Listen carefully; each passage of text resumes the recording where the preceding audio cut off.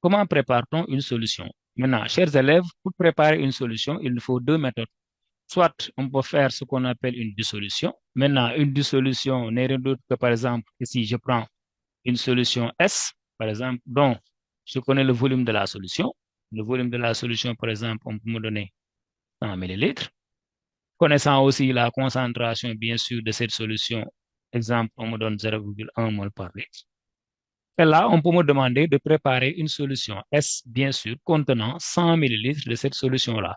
Et dans ce cas, qu'est-ce qu'il me faut? Il me faut juste connaître la masse.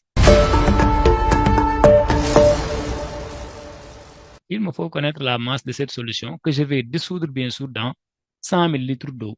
C'est-à-dire qu'en prenant une certaine masse de cette solution-là, ou bien en pesant une certaine masse qu'on va faire dissoudre dans 100 millilitres, on obtient une solution aqueuse, bien sûr, de 100 millilitres. Et comment on va faire maintenant pour déterminer cette masse-là?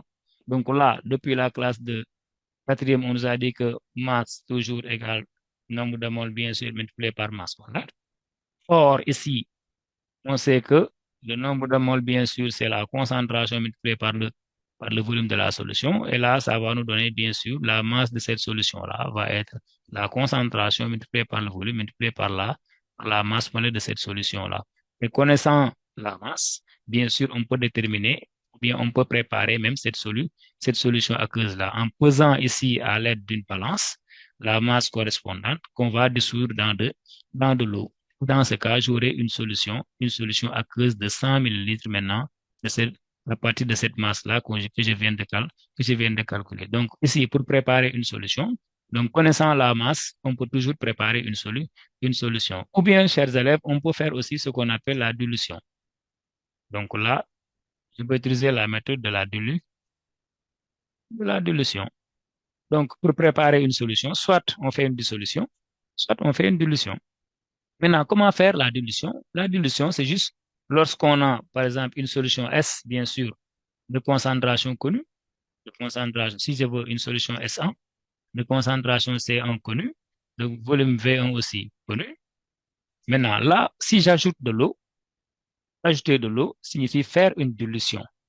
Donc, la dilution, c'est quoi? La dilution consiste à ajouter de l'eau dans une solution. Donc là, si je dilue, ou bien si j'ajoute de l'eau dans cette solution-là S1, j'obtiens bien sûr une solution S2 de concentration C2 inconnue et de volume V2 bien sûr. Et dans ce cas ici, si souvent on me demande de chercher la concentration C2 ou bien la concentration de la solution finale. Et toujours, lorsqu'on me demande toujours de déterminer la concentration de la solution finale, je vais juste passer par ce qu'on appelle la conservation du nombre de moles. Parce qu'on nous a appris que lors de la dilution, le nombre de moles ne change pas. Et dans ce cas-là, je vais dire que le nombre de moles de la solution S1 qui est égal à N1, c'est égal au nombre de moles de la solution S2. N1 égale N2. Pourquoi? Parce qu'on a fait une dilution. Lors de la dilution, ici, le nombre de moles ne change pas. Donc, je rappelle que, chers élèves, là, si vous avez toujours des questions à poser, là, je suis toujours à votre disposition. Maintenant, comment on calcule N1? N1, on fait tout simplement la concentration multipliée par le volume. Et là aussi, N2, c'est la concentration multipliée par le volume. Et dans ce cas, là, ça va me permettre maintenant de chercher la valeur de C2 qui sera C1 bien sûr V1 sur quoi? Sur V2. Voilà. Donc là, ça me donne la concentration de la solution finale obtenue. Donc, pour préparer une solution en résumé, donc, chers élèves, il me faut juste soit passer par ce qu'on appelle la dissolution, connaître une certaine masse d'un corps quelconque, maintenant qu'on va dissoudre dans de l'eau pour préparer une solution. Ou bien tout simplement avoir une solution S1, essayer de passer par ce qu'on appelle la dilution. Maintenant, en ajoutant de l'eau, on obtient une nouvelle solution qu'on appelle une solution finale. Et dans tous les cas, on peut chercher bien sûr la concentration de la solution finale.